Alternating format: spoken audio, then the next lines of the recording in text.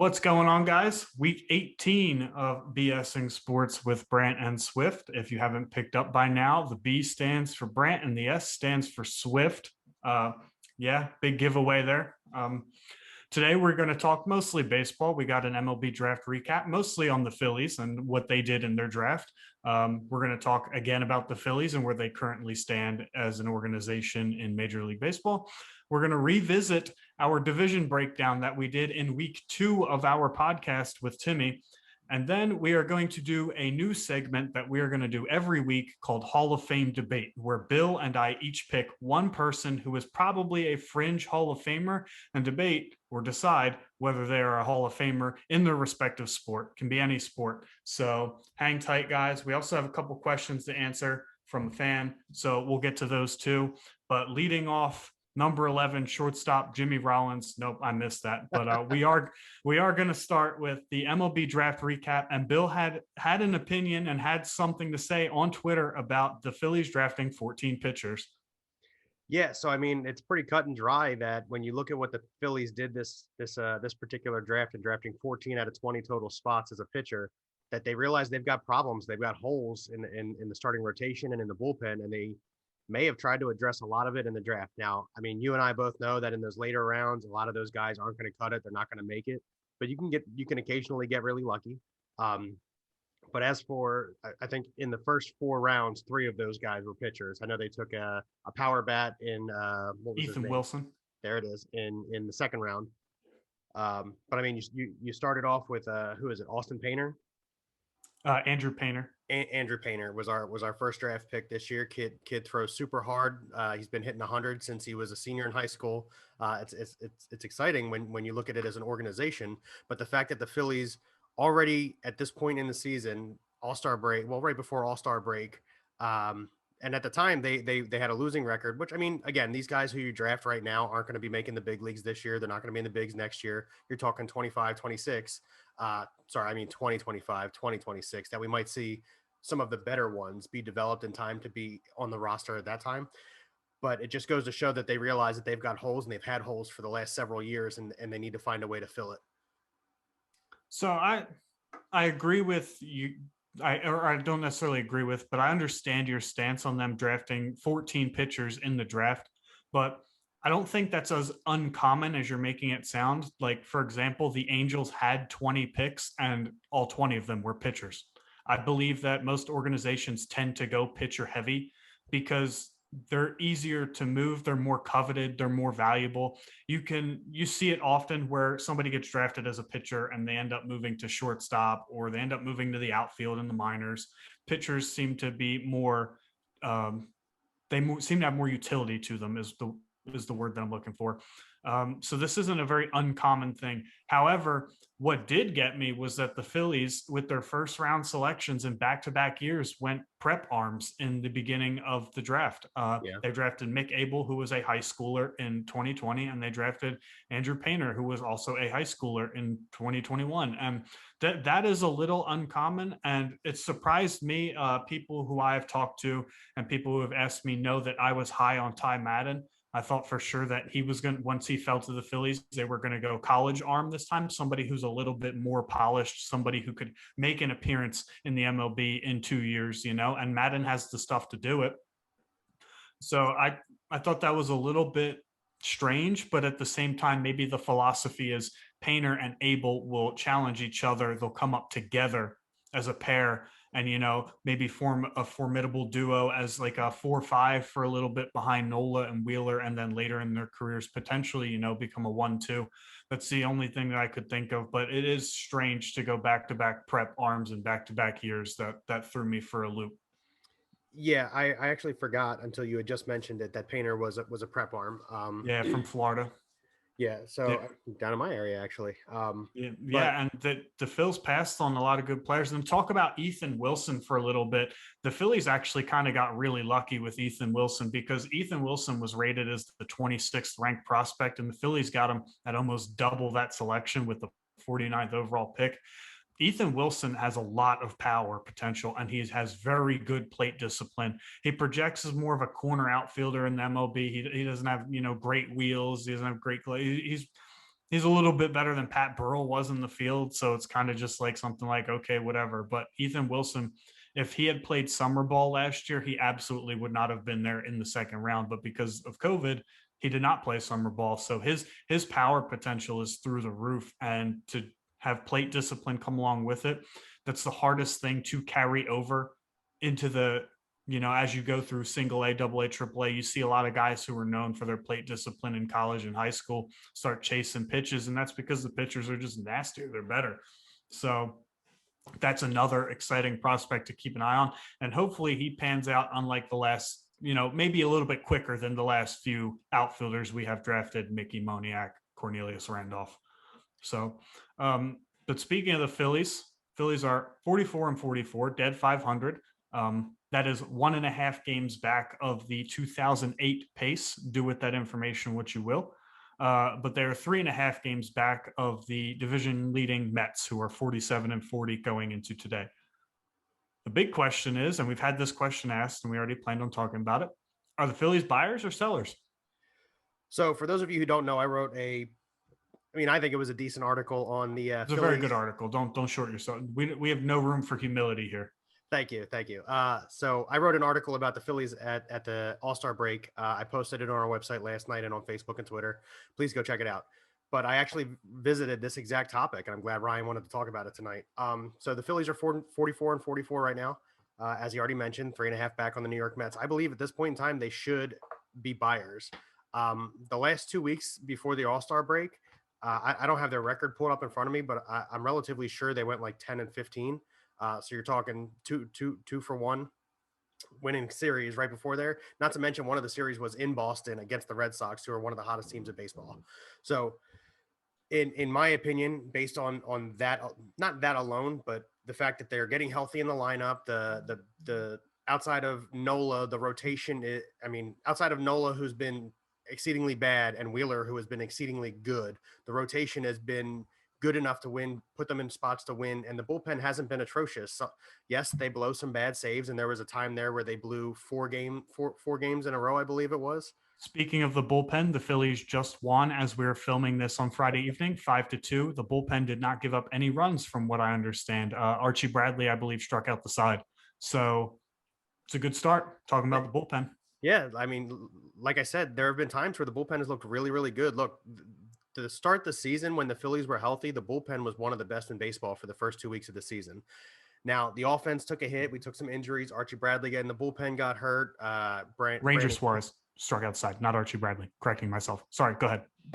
Brandon Kinsler got hurt, so we lost him as well. Now those guys are healthy and they're back, and the bullpen is starting to look good again. So I think if you're the Philadelphia Phillies, if you're Dave Middleton and you're Dave Dombrowski, I say it wrong every time, and I apologize. Did you say Dave Middleton? It's John Middleton. You know what I meant, guy. Hey, I'm letting everybody else know. That's fine. John Middleton and Dombrowski's looking at the roster at this point in time. Your offense is healthy. They're scoring 4.6 runs a game, which I think is, I wrote it up last night, is third in the NL. You got to be buyers. There's a lot to be optimistic about. And I think from that aspect, you should be buyers. Now, having said that, what are you buying for? I think you're buying for a closer or a late inning reliever. There are some very good names on the docket. The Cubs have not been good. Craig Kimbrell is out there. The Pirates are shopping Richard Rodriguez. The Nationals are shopping Daniel Hudson. Like these are names that the Phillies could use right now to boost their bullpen and really make a decisive run at the division here. I agree with almost everything you said. The Phillies, I think, with the way the roster is constructed. So first things first, let's flash back here to the offseason before the 2019 season. Bryce Harper signs a massive 13-year, $330 million deal with a no trade clause and no opt-outs. Bryce Harper's here to stay for 13 years, guys. He cannot be moved. That being said, that was a statement that we are going to build a roster that is going to win ASAP. To follow up on that promise, the Phillies organization has to do something to show that they are ready to win. The only issue is, what prospects do they have that you can give up necessarily? That remains to be seen. It depends on what these other teams value, but your best bet is a closer like a Craig Kimbrell, who I absolutely would love to have here. We watched him pitch in Atlanta against us for years. Craig Kimbrell still has nasty stuff. His ERA is under 1 this year, which is incredible. I don't care what position, like whether you're a starter, reliever, or closer, that's always good. So that's another big name. But I'm glad you touched on Daniel Hudson, because Daniel Hudson has proven that he has the stuff, but he doesn't have the big name to where you'd have to fork out a bunch of top prospects for him either. So that's another name that I've been keeping an eye on. Rogers is another, or Richard Rodriguez is another good one. So there are relievers in the back end that could, solidify this bullpen and really help this team. And another one is starting pitching. There's starting pitching everywhere. Every deadline, the contenders are always talking about getting more pitching because you can't have enough pitching. Matt Moore has done, I think, a better job than most people are going to give him credit for, because his ERA is a little inflated. But since he's come back today, he pitched 4 1/3, gave up 2 earned runs. You know what he did? Gave his team a chance to win in a 7-inning game. Kept the bullpen short. Bradley pitched. Suarez pitched. That's it. That's all you can ask for a guy who was slated to be a number 5 starter. So I think he's doing just fine since he came back from injury. And even just to start the season, I didn't think he was doing terrible. His ERA is a little inflated because he can't run deep into games, but that's an issue in itself. I think he's doing an okay job. So yeah, there's definitely starting pitching out there.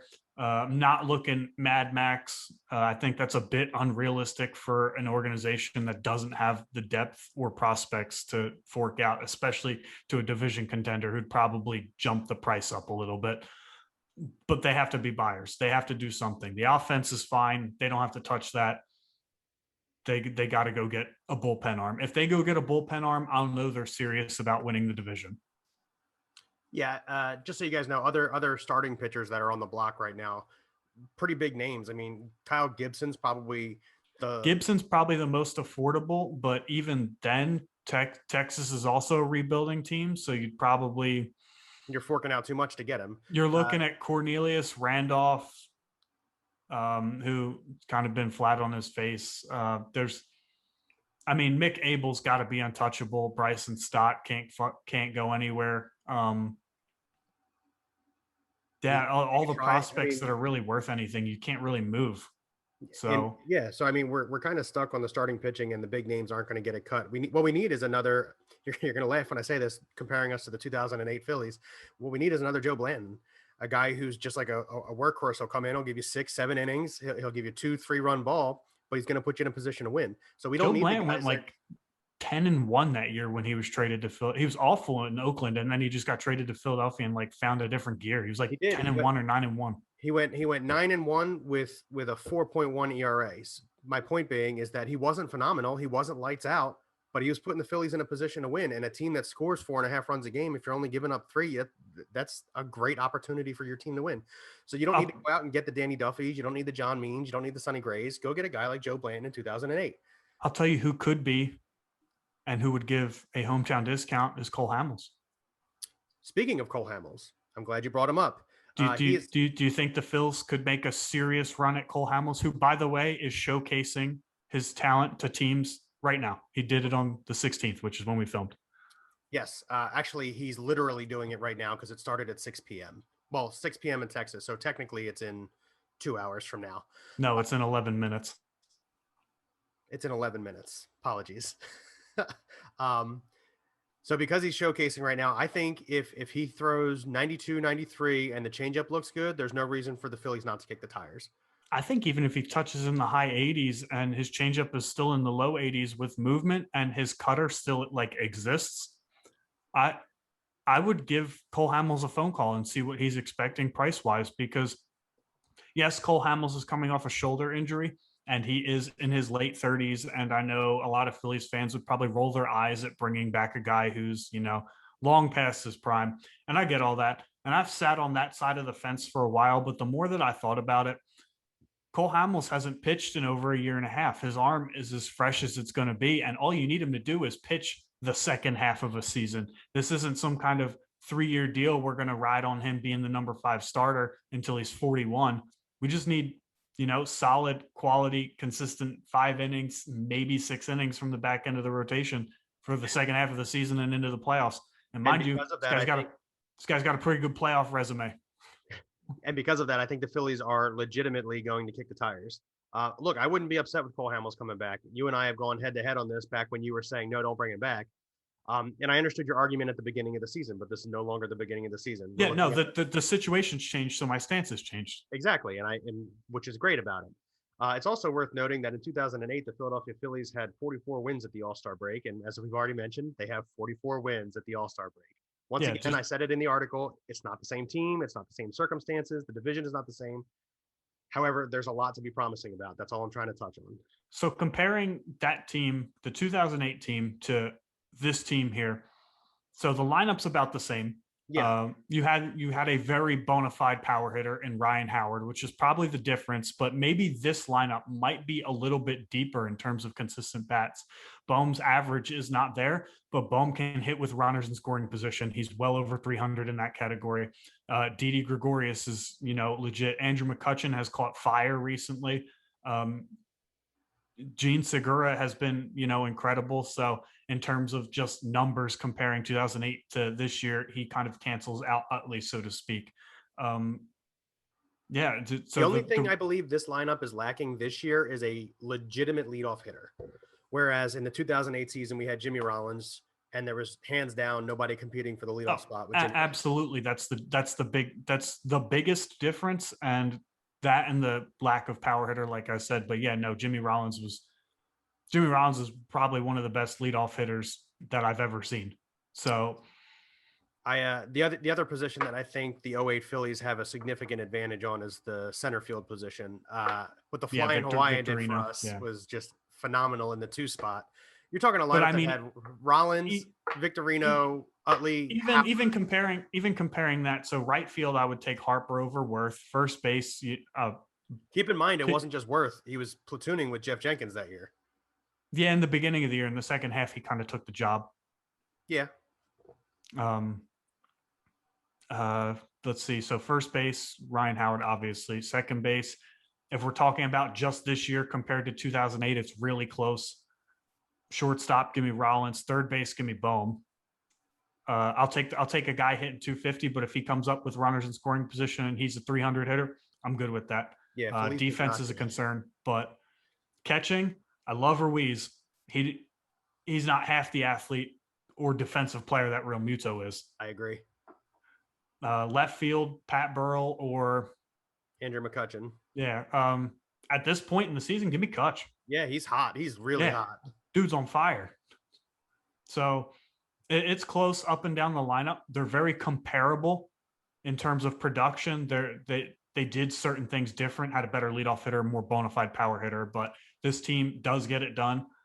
The starting rotation starting rotation on paper this year is much better than 2008. It was Cole Hamels and then guys like Brent Myers was your number 2, who ended up being a closer, I think, the year after or something like that. Yeah, so the rotation on paper, if good Aaron Nola shows up in the second half, go ahead and give me this rotation. Big difference between this team and 2008. The bullpen. And it's probably never going to happen again in our lifetime. Bullpen. 82-0 when leading after 7, that's unheard of. Even good teams nowadays don't do that. That's really hard to do. Yeah. Once Mad Dog came in the game in the 8th, that just pack your bags, go home. Game was over. But moving back to the original topic of conversation, are the Phils buyers or sellers? Again, Ryan and I are on the same page here. They got to be buyers. They have to be. You brought back Romuto. You brought back Gregorius. Some of these dudes haven't even sniffed the postseason. They've come into September playing meaningful games. They've never left September playing meaningful games. So this has to be a buy. And like I stated in the last podcast, the last 2 series have been on the road. The Phillies have been 400 on the road since Bryce Harper came to this team. Those 2 series will make or break this team. And another note, the Phillies statistically, based on win percentage, have the easiest second half schedule in baseball. Not only are they buyers, they're going to catch the Braves. Not the Braves, excuse me. They're going to catch the Mets. Hopefully they don't catch the Braves. But I think this is a good time to go. They will catch the Mets, and it won't be as epic or drastic as 2007.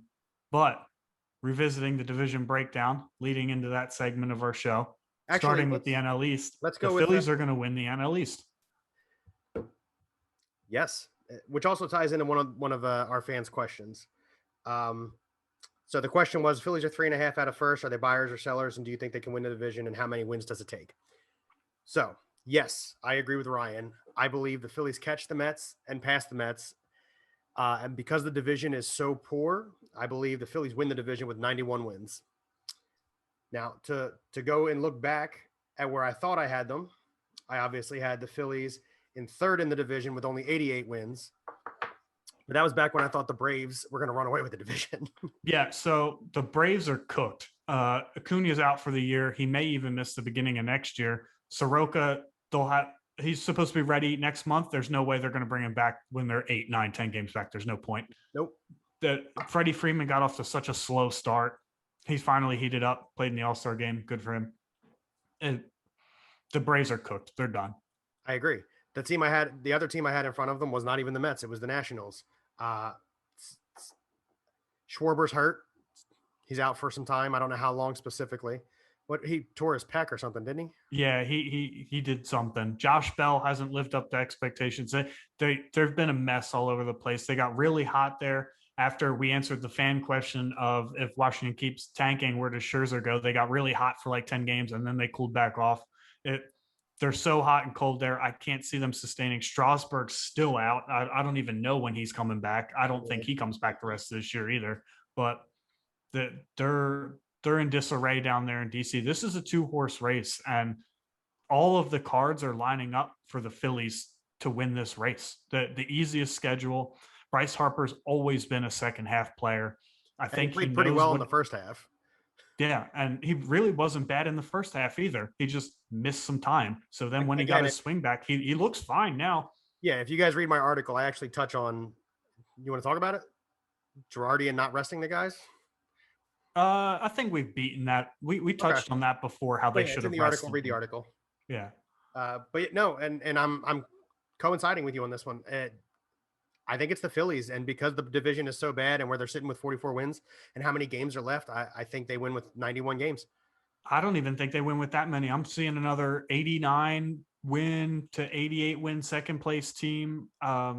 It's possible that the second place team could compete in the wild card race, but it's unlikely at this point. It might still even be a little bit too early to determine wild card races. You got to look like, early to mid-August for those kinds of things.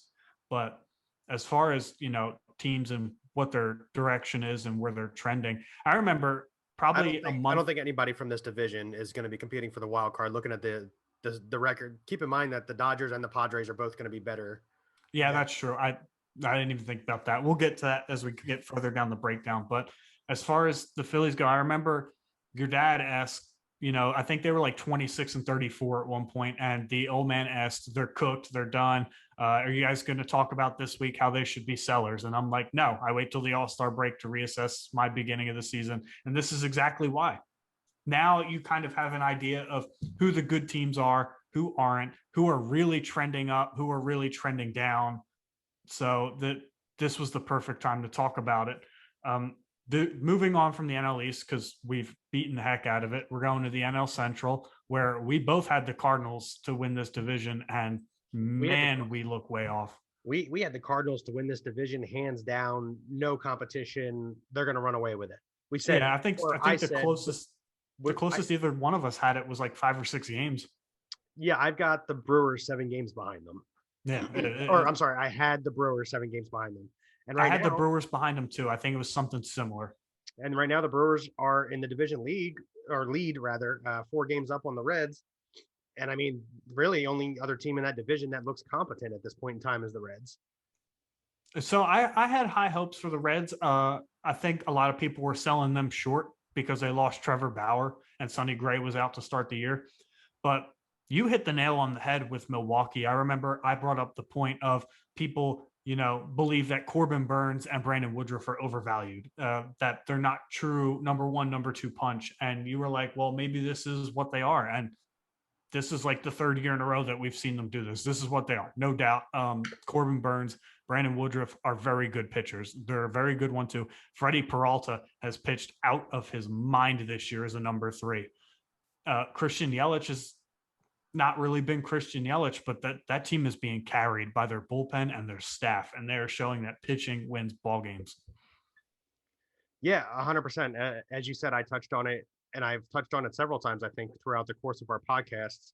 People kept saying Brandon Woodruff and Corbin Burns, that it was like a smokescreen. They weren't going to be able to keep it up, and I fought back against that. Not just you. I've spoken to tons of people who are fans Yeah. who argued with me, and I fought back. Said no, I'm telling you, like the stuff that they have is legit. Like they're good pitchers. They're going to be a good one too, and I'm happy that I was right. It's unfortunate that it's at the behest of our original predictions, but it is what it As is. long as it's not the Phillies, like losing place in fifth in the division, I couldn't care less if I'm wrong. Yeah, Truthfully. that's true. What division you want to go for next? I Let's just do the want to West. touch on the fact that you were right. Good job. But let's go ahead and do NL West, where we have the biggest surprise ever. Never thought I'd sit here and be saying this at the All-Star break. And this is again why you wait until the All-Star break. San Francisco's real. This is kind of weird. They are very real. I don't know. Look, they had a better lineup than Gabe Kapler had here in Philadelphia. Do they?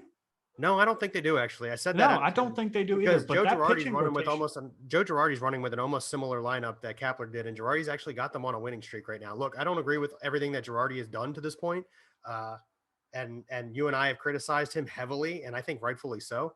But whatever Kapler's doing out there in New York, he must have learned, or I'm sorry, San Francisco, he must have learned his lesson because he's got that team rolling. he must have waved a break, 2 games up on the Dodgers, who we expected to win 102 games, and 6 games up on the Padres, who have been really good. They haven't even for a second faltered, and they're just, the Giants are just good. They're cruising, they're moving, and it's exciting to watch if you've gotten a chance to watch any of their games. That's not a team that's bluffing. Like you said, they are for real. We projected the Dodgers to win 102 games. The Dodgers right now are on a pace to go 162 and finish in second place in their division. Yeah. Yeah. I just did the math on my phone. They're projected to win 100 games if they continue this pace. And Gabe Kapler must have waved a magic wand over his starting rotation, because between Kevin Gausman, Anthony DeSclafani, who people had just written off as guys who were, especially Gausman, who was a top 5 overall pick in his year in the MLB draft, was a bust. This dude has come out of nowhere. I remember for like the first month and a half of the season, there was a stat out that nobody had a hit off his splitter. Not like putting the ball in play, but nobody had a base hit off his splitter. And he made a joke like, I should throw it every pitch. Like a month and a half is a long time. Maybe you probably should. Yeah, you should, yeah. Yeah. That's on. I mean, that's amazing, because DeSclafani was in Cincinnati. He didn't pan out there. Most pitchers don't, because Great American Ballpark's a launching pad. But it's true. Gausman, Gausman was drafted in the top 10 twice. That's how good of a college prospect he was. He went 7 overall, and then he went 4th overall the following year when he actually decided to not return to LSU. He went, and graduated. But this is blowing my mind. Now, I don't think that the Giants are going to win this division. I think that the Dodgers can only get healthier. Corey Seager will come back eventually. Trevor Bauer's missing. He's been missing for a week. Who knows what his status is with his sexual assault allegations, but they still have the good pitching. Julio Urias, Clayton Kershaw, Walker Buehler. Like, this was not a team that really ever needed Trevor Bauer so much as wanted Trevor Bauer. They just won a World Series without him. So I think the Dodgers do win this division, but I don't think it's necessarily San Diego they're challenging. I agree. It's the Giants, and this is one of those situations where I think it's going to come down to one of the last two. This is going to be like 2007 with the NL East, but on steroids, because these guys are going to win 100 games. Yeah. I had the Dodgers to win 102 games. I still think they win 102 games, but I think the Giants win 101. That's how close I think this race is. The Padres are on pace to win 92 games and finish 3rd in their own division. They're going to be playing a road wild card game, probably facing Walker Buehler. Or no, probably Kevin Gausman, because like we said, we think Dodgers are going to win. Yeah. They're going to be playing a road wild card game against somebody in their own division. That's nuts. And Colorado's not even as terrible as I thought they would be. They're only 11 games below 500. If they were in any other, if they were in the NL Central, they'd probably be a 500 team. They'd probably be better than a 500 team. They'd probably be, if they were in the NL East, they'd probably be a better than 500 team. Arizona's just getting beat up on it by everybody. They're embarrassingly terrible. There's our 100-loss team, guaranteed. Yeah. Yeah. Wow, that's Look, terrible. the Pirates are bad too. Only 34 wins. The Pirates, I mean, we all expected the Pirates to compete for number one overall pick. It's exciting to watch Brian Hayes play, but I don't think a casual baseball fan could tell me anybody else that plays on that team. They're not competing for the number one overall pick. It's Arizona all the way. Yeah, we got two separate races going on here, but yeah. Oh, no, you know what? No, I lied. I'm sorry. The Orioles are almost as bad with only 28 wins. Yeah, that's another team that was competing for the number one overall pick. I think they're just going to wait to bring up all their number one overall selections at once. Yeah, I agree. Adley Rushman, who I can't wait to see. Can't wait to see, and drafted in one of my fantasy leagues, hoping that he'd be brought up this year and I could play him at catcher. He's not going to see the field this year. No shot. But let's talk about the AL East. We had I don't remember where you had them. You had them higher than I did, but I had the Red Sox finishing fourth in this division at 500. I had them second, and I specifically said they're a sleeper team. You are, at this point in time, 100% correct. Having said that, I said the Rays were going to finish second in the division, and they are on pace to have the exact amount of wins that I predicted them to have at. Oh, no, I'm sorry. They're projected to have more wins than I had them at 89 and having second place in the division. But we predicted the Yankees to win over 100 games, and they're sitting at 46 and 43, 8 games back in the division, and they just have not. More interesting question than the Phillies. Are the Yankees buyers or sellers at the deadline? So the divisions are different. The Red Sox are really good. It's funny. I bet he doesn't watch this, but my boss actually is a Red Sox fan. And every time I talk to him about it, he says, yeah, and just think, this is one of our rebuilding years. Wait till we're actually a good team. I was like, smart ass. But seriously, the Red Sox have been a huge surprise, and it's a bright spot in the AL East because, I mean, I can't stand the Yankees. So. They also just drafted their shortstop for, a 15-year span in Marcelo Mayer. Yeah. Who was supposed to be the number one overall pick, but he went number 4. I don't know how that happened. Don't ask me. The dude's a stud. That guy's going to be in MLB in 2 years. You heard it here first. BSing sports, ladies and gentlemen, come and watch us. This dude's like almost Wander Franco level talented. This guy's nuts. But speaking of Wander Franco and the Tampa Bay Rays, I'm glad to see him up. His first major league hit was a 3-run homer. That's kind of that storyline. I said it to somebody right before, the day it happened. His first hit's going to be a home run. But to me, the Yankees are straight sellers. They're old. Stanton's old. Cole's a stud, and he's going to be a stud for a few more years. I'm not saying they're going to sell him, but he's not getting any younger. The team lacks a lot of known minor league prospects. If you look at the top 100 prospects list, there's not many Yankees there. They got to move some pieces. Judge probably isn't going to go anywhere. Gary Sanchez is a big name that they're talking about moving out of New York. He might need a fresh start somewhere. Chad Green, the reliever, Aroldis Chapman might need a change of scenery. The Yankees in terms of their division are in trouble because their division, yes, their record is better than the Phillies. Their division is also way better than the NL East.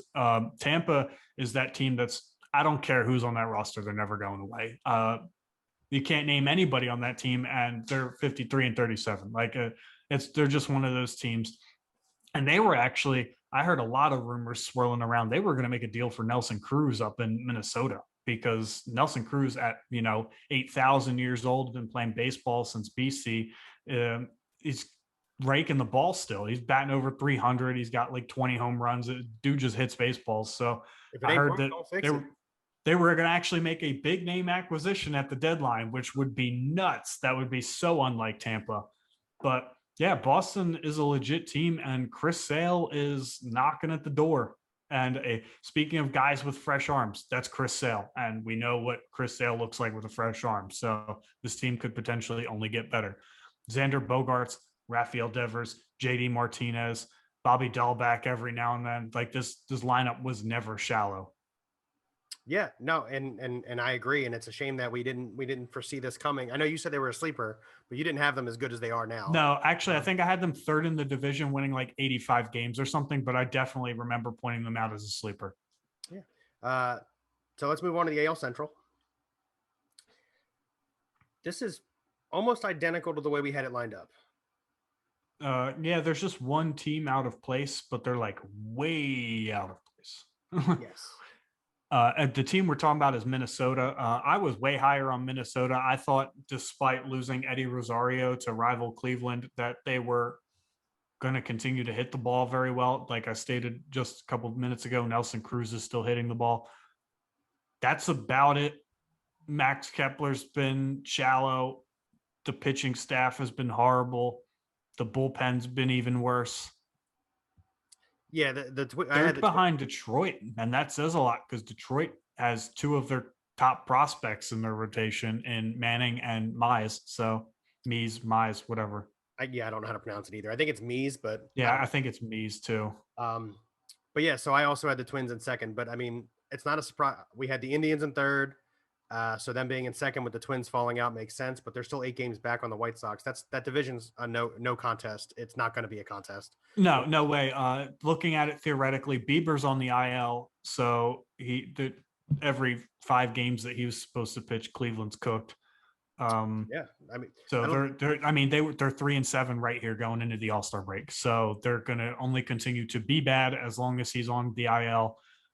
They were just enough to get by team anyway, so they're done. Detroit's not experienced enough to make some kind of magical run into second place in that division. Like I said, they're playing with a lot of couple prospects up in Manning and Mize, who I'm excited to see both of them, more so Mize than Manning, but I've watched Mize twice and he's pitched very well. He's growing a lot as the season goes along from start one to now.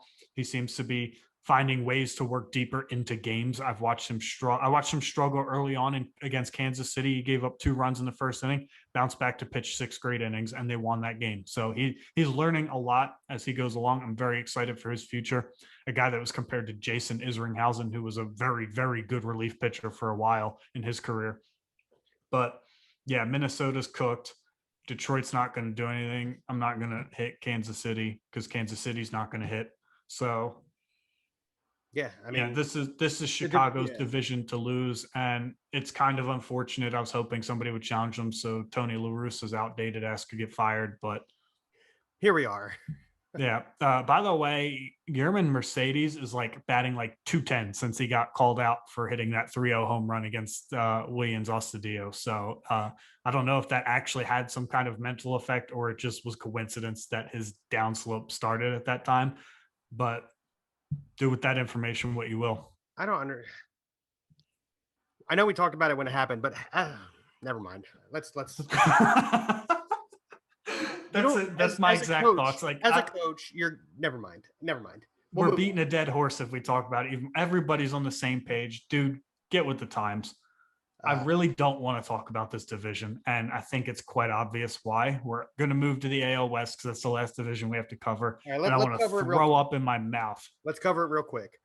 The Angels are in 4th place, above 500. Shohei Ohtani is carrying that club right now.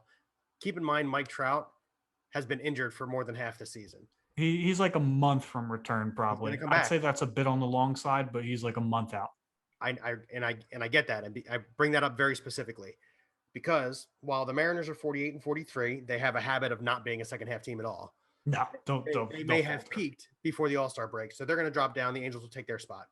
The Athletics are going to stay consistent, and if they stay consistent, they win 90-ish, I think. 90-ish. They're probably on pace for 90-ish, maybe 91. Yes. I think the Angels could catch the Athletics. However, in order to do that, or in order for them to be a wild card contender, which they are if they catch the Athletics and pass the Athletics, Trout's got to come back, and the pitching's really got to step up outside of Ohtani. Now, look, we've discussed it. I'm beating a dead horse here talking about Shohei Ohtani, but the man is a marvel to watch. I've been trying to catch almost any time he's at the plate and also any time he's on the mound. I've been trying to catch Angels games, and the guy is just really exciting to watch.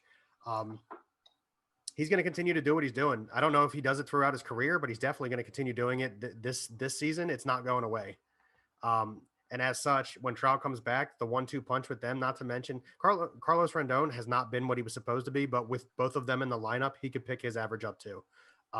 Anthony Rendon. What did I say? You said Carlos.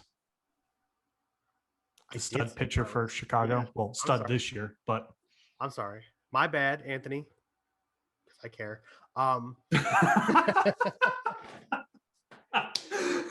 But I mean, to be fair, maybe if he was hitting better, we'd know his name. Yeah, true story. But I believe the Angels can win second place in this division. I don't really give a crap about the Astros, so we're not even going to discuss them. God, I'm so salty they're in first place. They are playing better on the road. I guess we should mention it. But outside of that, I don't really care about the Astros. So I think the Angels win second in this division, and they get the 2 wild card. I'm really salty that Houston's in first place, but like it's not even like a level comparable to if I had to sit here and talk about the Cowboys winning the NFC East, like not even close. But yeah, so the Houston Astros are in first place. They played very well. The lineup is showing that they're very deep, even when they don't cheat. The Oakland. I disagree with you. I think LA takes third by about 5 games. 5 games both directions, because I think Seattle's really going to, hit the ground running, chasing for that last place spot in the division. Texas is going to hold them off, though. They'll definitely lose more games. The Astros have blown me away. I thought for sure that they were going to continue to be a bad road team, but they have it out for everybody. Their mission is to show people that, hey, we are good. We're going to bounce back. So I'll give them their props for this season.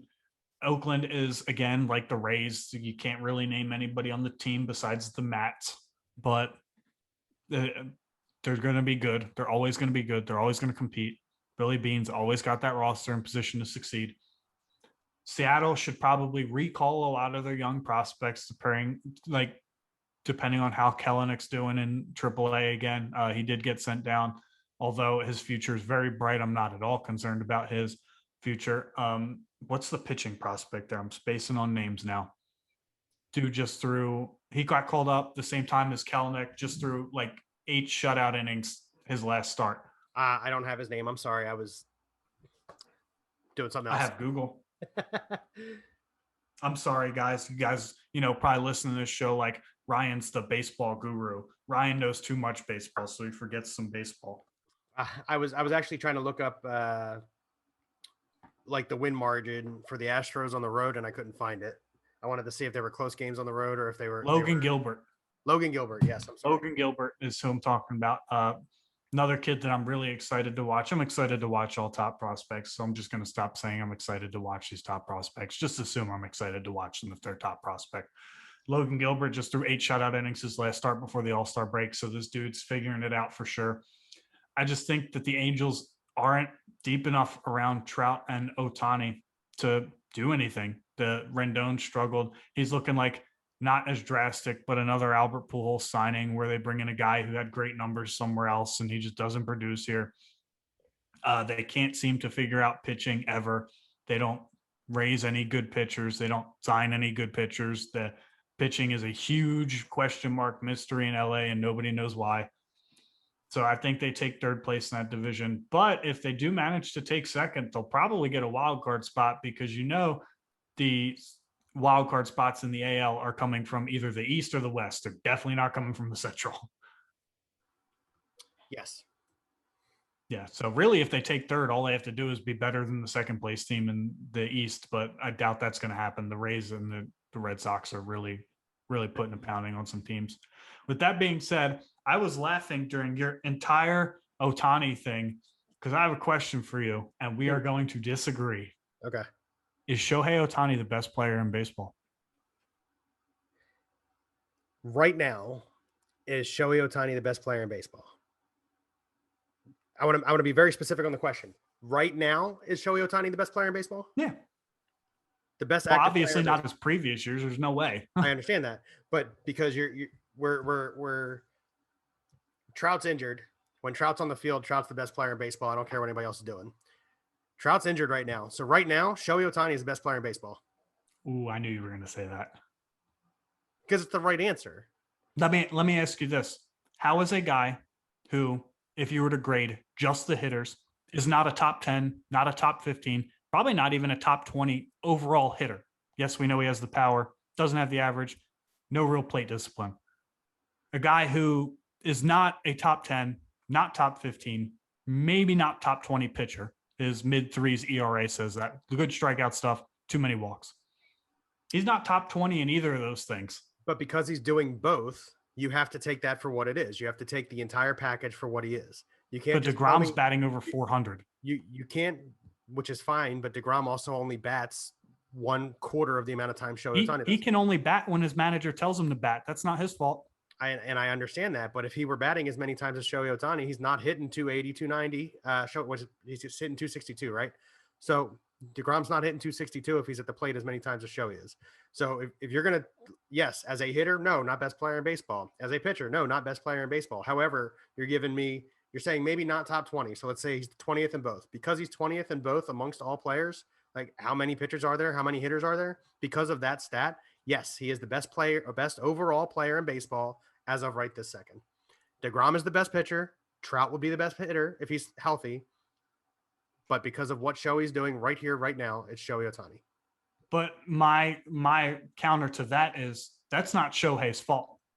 So it's not Shohei Ohtani's fault that he is the only player in the majors given the opportunity to do both. That was a decision made by his front office. Jacob deGrom came through the minor leagues as a shortstop. I guarantee you he hits 280 if he plays every day. Guarantee it. So Dude's why don't they an play him athlete. every day? Because most teams don't do that anymore. And I understand that, but just like it's not Shohei's fault that he's the only one doing it. It's not DeGrom's fault that I'm saying Shohei is being labeled as the best player in baseball because of circumstance, not necessarily because it's something that nobody else can do, but it's because he's the only one being allowed to do it. Okay. That doesn't change the argument that because he's, again, even top 25 in both categories, because he's top 25 in both categories at this point in time, it still makes him the best player in baseball. You're starting a dynasty, brand new franchise. First overall pick. Who you picking? You picking Shohei Ohtani over Mike Trout? No. I'm taking Mike Trout over Shohei. How many players do you pick ahead? Do you pick Acuna? Do you pick Soto? How many players do you pick ahead of Shohei Ohtani?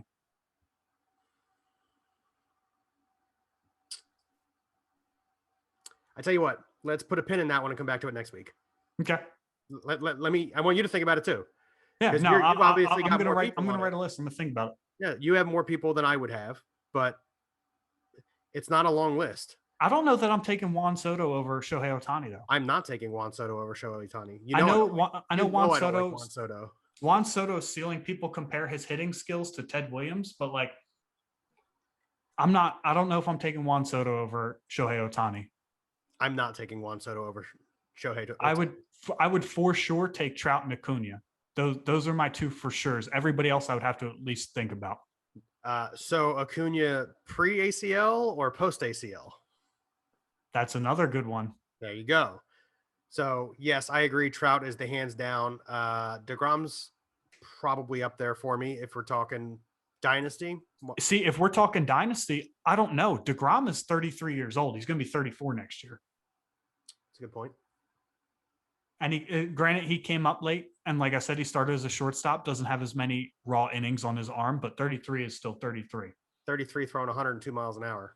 Yeah. So how you're talking about a guy who relies on his dominance and his power. That power is not going to be there at 39 years old, at 38 years old, maybe really not at 37, 36 years old. So how much more does he have left in the tank? So if we're talking of starting a franchise, like if I'm trying to win this very second, yeah, I'll take DeGrom over Shohei Ohtani. But if we're talking past this, like past the next couple of years, I don't know that I do that either. All right, like I said, let's put a pin in this and we'll come back to it next week. We'll open up a document and we'll put it in there. We'll have a nice, educated, lovely discussion. Yeah, that's actually a good one. I think I raised a good question there. It's a great question. Before we go into a new segment we're going to do every single week, before we do that, let's get to the old man's questions. Okay.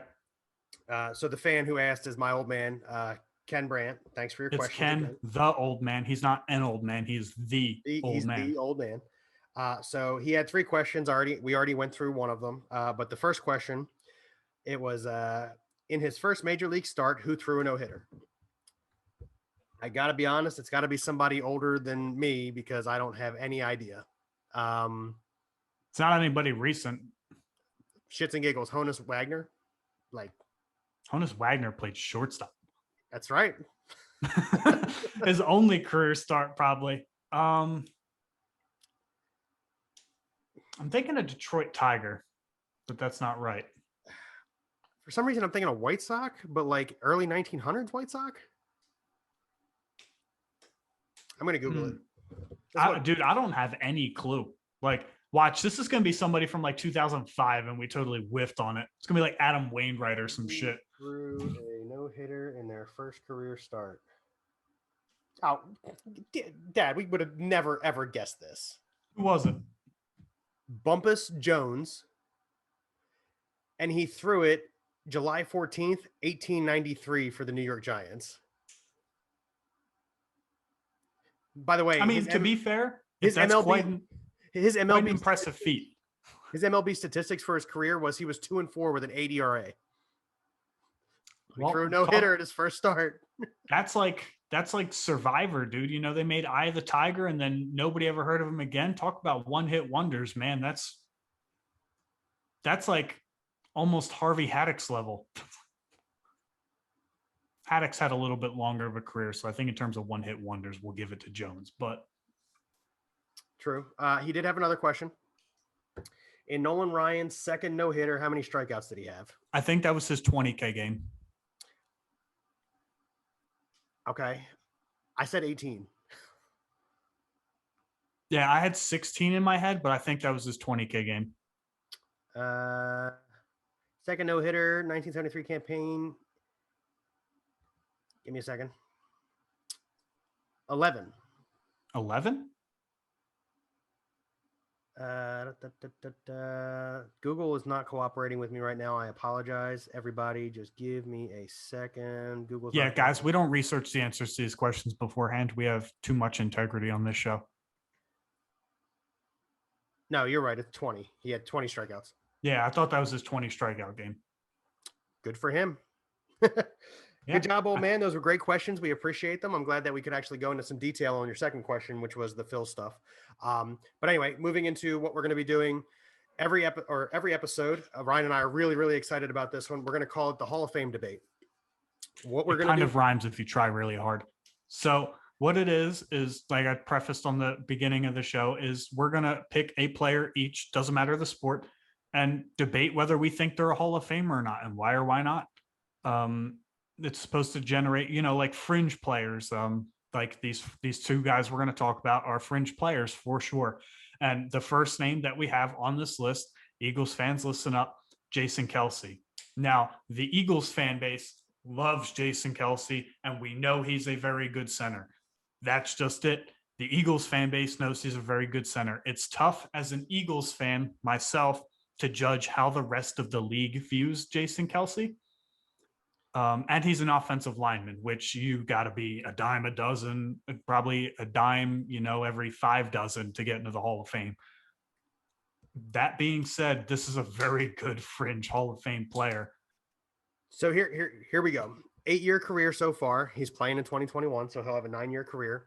He has started 98% of games since he was drafted. 98% of games. In that time, he has given up a total 98 starts, or 98% of starts rather, since 2012. He has given up a total of 3 forced fumbles. Now, he's fumbled while snapping. That's a different statistic. I'm talking that people lined up over him have strip sacked or pulled the ball away from a running back 7 times.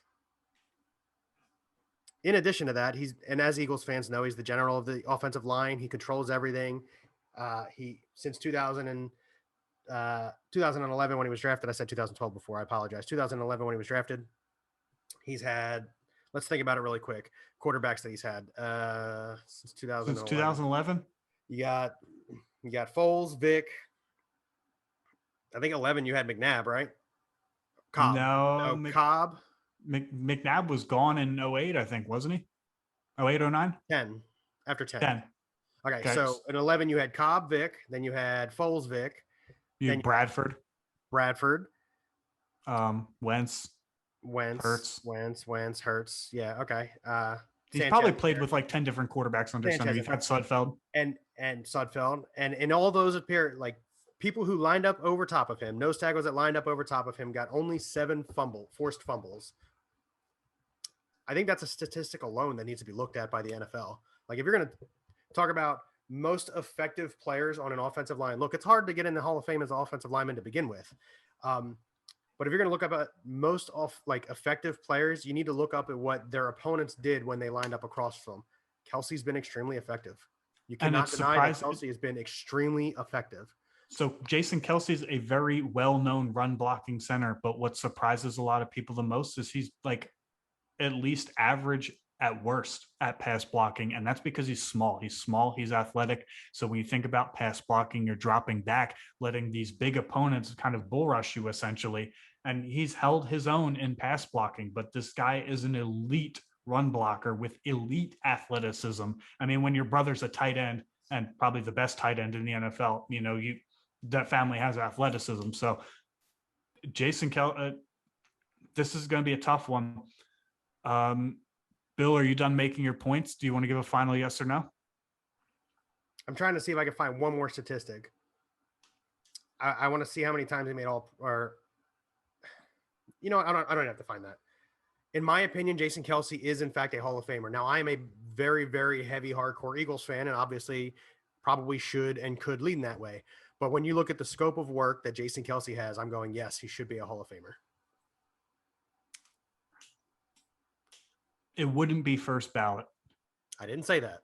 Yeah, no, I'm talking from my perspective, my point of view. It wouldn't be first ballot.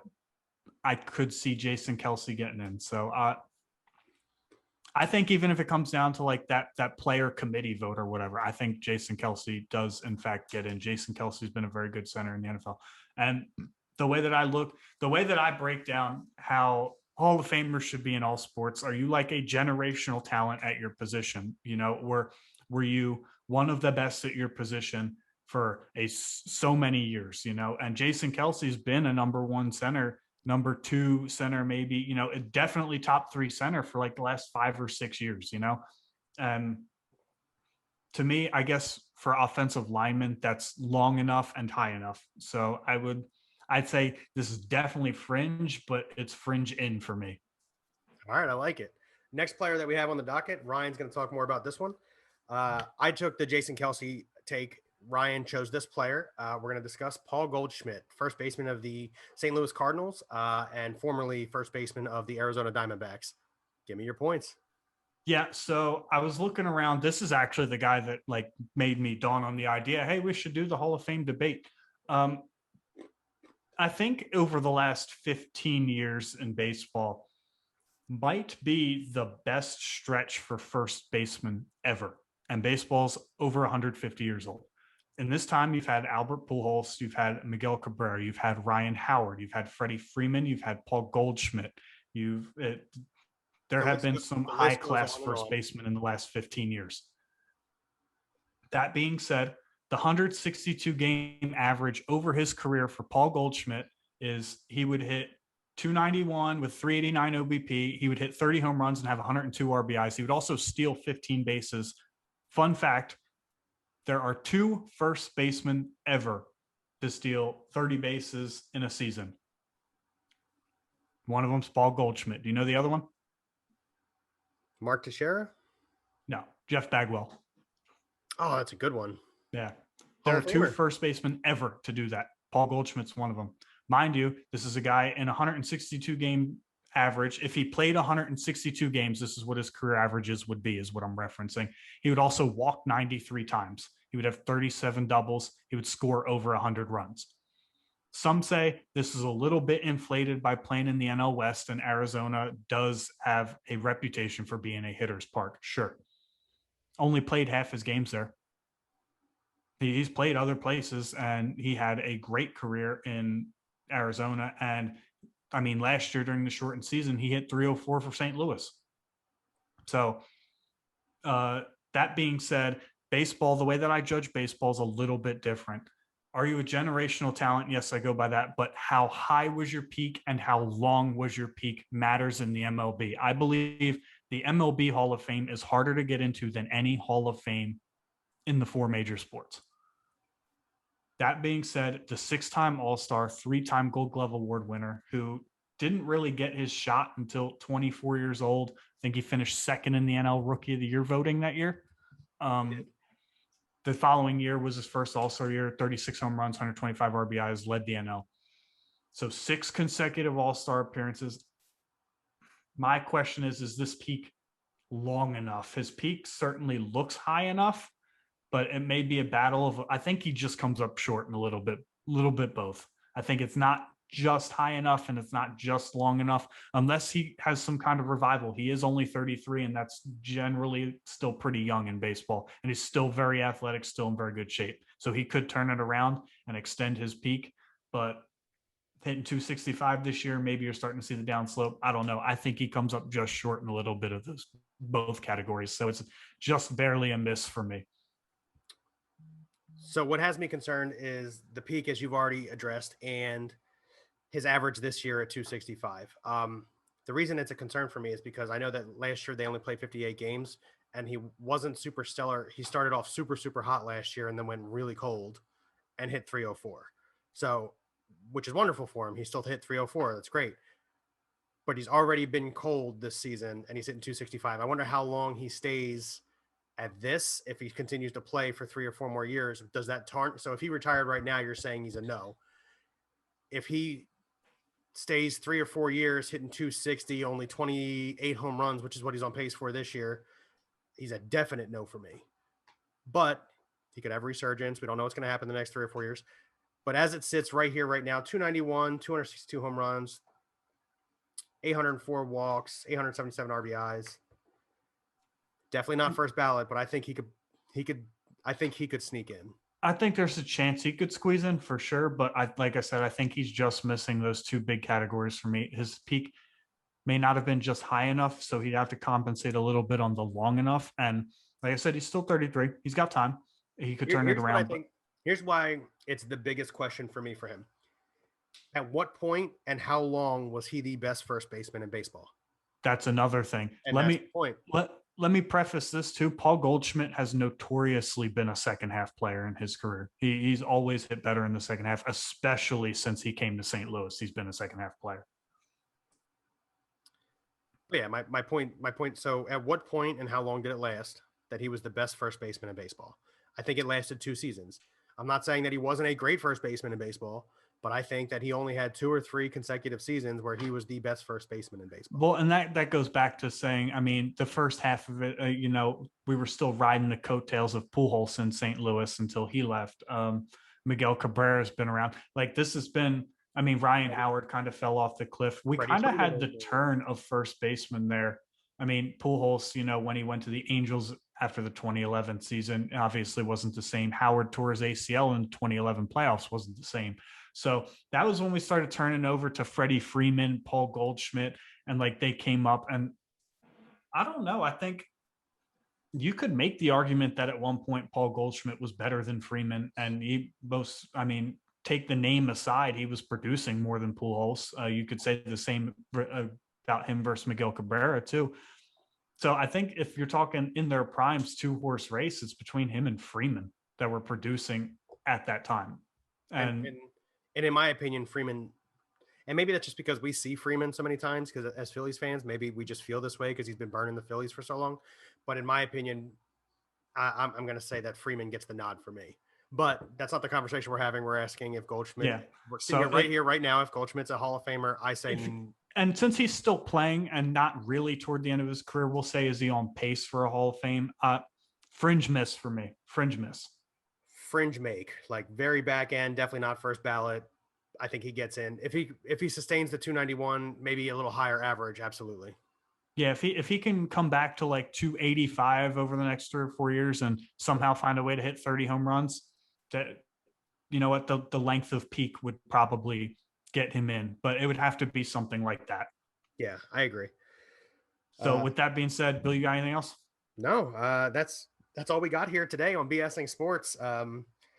As Ryan and I said, I've got an article out right now on the Phillies. It's on our website, which is Tug on Twitter and Facebook. I think what we're going to try and do, and I haven't even discussed this with Ryan, I'm announcing it right here, right now, is I'm thinking probably once a month, one of us will put out an article for you guys to read, and just read it. Tell us what you think. We like feedback. We love the feedback, good or bad. We can't get better if you don't give us bad feedback. But as always, like, share. Ryan's looking at something right now. I think he's got something to share. No, you're good, man. Oh, okay. My roommate's trying to like change up our every Friday night pizza night. Like he's like, let's get Wingstop. I'm like, when did they start serving pizza? Okay. But yeah, so we're on Instagram, we're on Facebook, we're on Twitter, we have our own website, we're on YouTube, we're on Spotify.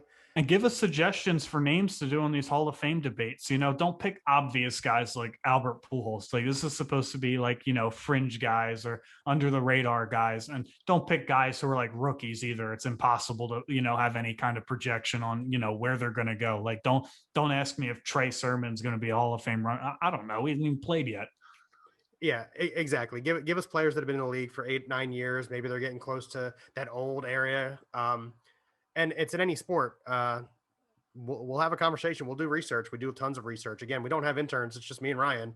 So just suggestions are good. And thanks as always. And thanks for, you know, following us, guys. 18 weeks. We've been doing this a long time, and we wouldn't keep doing this without you guys. So keep it up. Thank you. Have a great night.